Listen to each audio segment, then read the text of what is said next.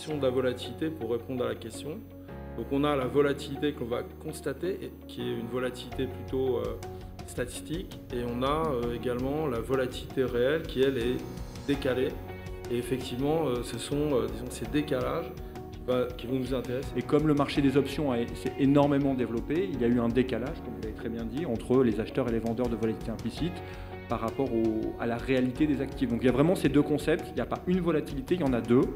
Volatilité historique, volatilité implicite. La mesure des incertitudes du point de vue macroéconomique est déconnectée en fait de la volatilité telle que le voit le marché. Ça, c'est quelque chose d'assez intéressant qui est lié au fonctionnement des marchés. Ces échanges, je les ai trouvés d'une excellente qualité.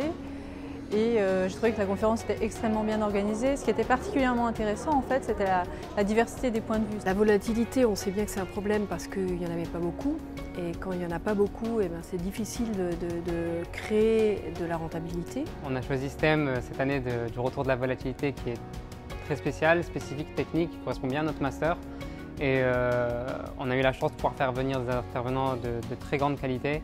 Un gestionnaire actif a besoin d'une certaine volatilité. Un gestionnaire actif est beaucoup plus performant dans un marché qui baisse ou dans un marché où il y a, disons, un besoin de sélection.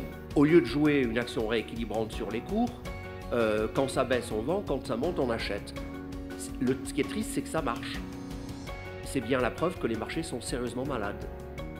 Et donc je pense que les comportements des marchés ne sont plus du tout log-normaux. Qu'est-ce qui se passe quand une nouvelle arrive? Elle est très rapidement traitée. L'actif, il reprice, ça ne bouge plus. C'est assez enrichissant de pouvoir partager un peu l'expérience de marché avec les étudiants, mais aussi les professionnels et les académiques, puisque je pense que c'est particulièrement un sujet important qui permettrait, pour lequel il est important qu'académiques et marché, professionnels du marché, se contactent plus.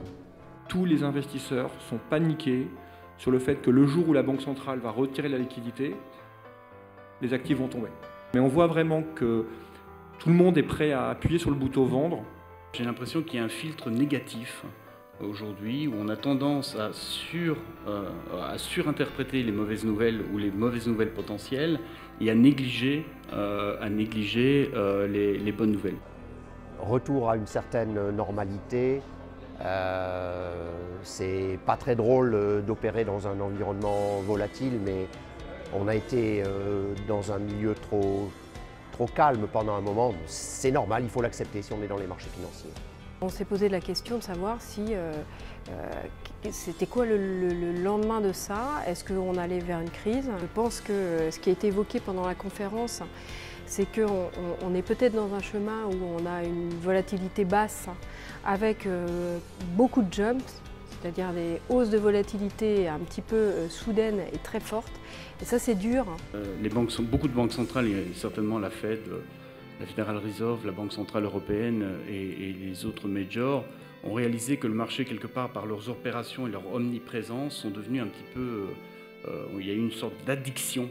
Je ne suis pas très à l'aise de voir, disons, la première banque centrale, disons, faire un tournant à 180 degrés comme ça a été fait. Un retour à la normale au niveau des banques centrales n'est pas pour demain. Elles sont de facto devenues un market maker au first resort. Les achats de titres publics et la création de monnaie banque centrale concomitante ont eu lieu au moment où ils étaient effectués et ils n'ont pas provoqué d'emballement inflationniste. C'est QFD, ça veut dire qu'il y avait matière pour la banque centrale à créer de la monnaie. C'est les étudiants qui ont le projet et qui le gèrent de A à Z. Évidemment, on en discute, on travaille la trame. Les invités, c'est éventuellement des invités qu'on co-invite. Est-ce que c'est asphyxie ou nouveau souffle? Je pense que la réponse est asphyxie et nouveau souffle. La vol va baisser, les drawdowns, les gros mouvements vont monter. On dira que ce sera les deux. Il n'y avait pas nécessairement un point d'interrogation. À la fin, c'était le retour de la volatilité, asphyxie ou nouveau souffle. Voilà, on est entre les deux.